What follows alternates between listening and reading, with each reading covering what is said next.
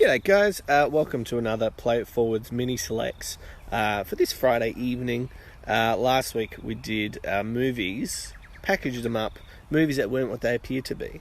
This week it's Friday, you might be feeling a little lonesome, so we're going to go, this is an interesting one, we're bookending, these are called Bookends.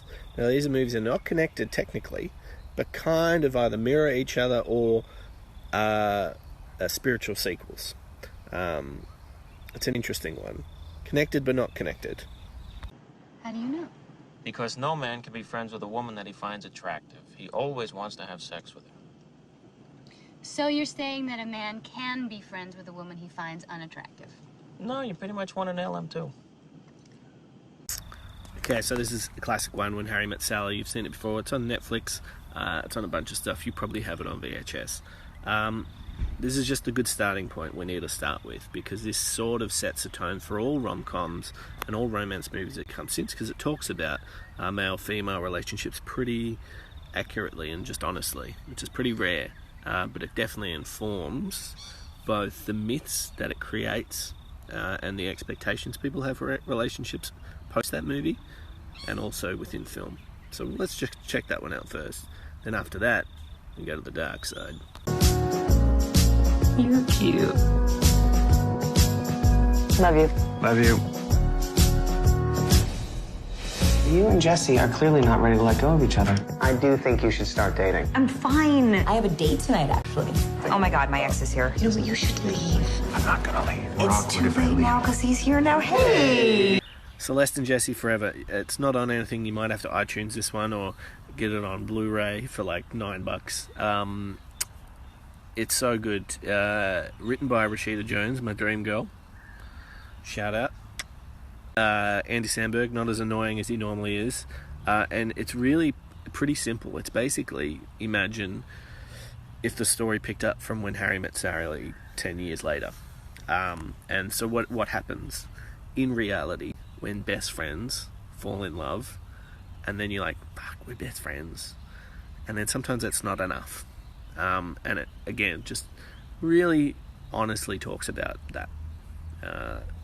It's great. Happy and sad. It's cute as hell. The chemistry's so good. It breaks your heart because you want them together. But also, you know, it's not how the world works. And they probably shouldn't be together. Anyway, definitely worth it. Yeah! You got lucky, sister. No one's in love like us, right? I'll always love you, even if you're enormous. Even if it takes you months to lose this weight. I have been searching. So away we go. You're going to get this on DVD or iTunes again. John Krasinski, Maya Rudolph. Dream Babe number 2. It's that only movie I've ever seen that accurately represents that moment when you are just so in love with somebody, and you're in the bubble and no one else matters, and you're in it together, and we've all felt it.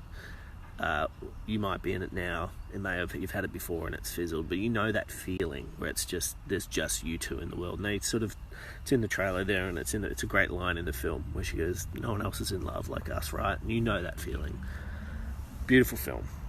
Sam Mendes, who directed 1917, but also directed the next film, which is an mirror image of that film. Why did you?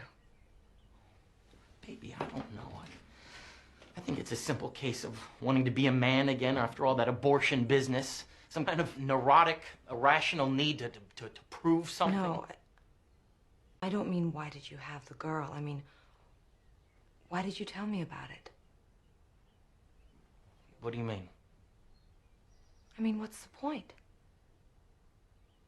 Is it supposed to make me jealous or something? Is it supposed to make me fall in love with you or back into bed with you or what? I mean, what would you like me to say, Frank? Why don't you say what you feel, April? I don't feel anything.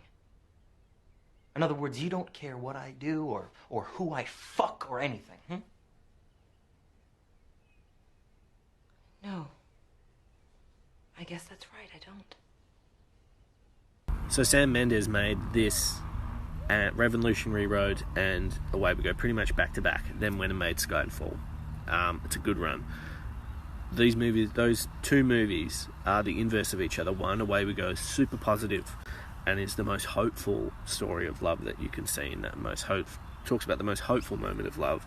This, Revolutionary Road, is the inverse, and it talks about that in hauntingly accurate and mundane detail, how love can just sort of fizzle, and it doesn't, not with a bang or a whimper, it just disappears. If you love Marriage Story, this is sort of the birthplace of it. It's based on a book. Great performances by Leo and Kate. It hurts to watch, especially after you watch Away We Go, but important to watch them back to back, because they sort of like give you a nice little kick back to reality. Yeah, look, it's worth watching. They're really great. And sometimes it's good to feel the ups and downs, especially if you're at home and you're sort of deprived of the office dramas you might be living or seeing with your friends. So there's your Friday night. 4 movies, bookended to each other, connected without ever being connected. They're spiritual sequels. So enjoy your Friday, guys.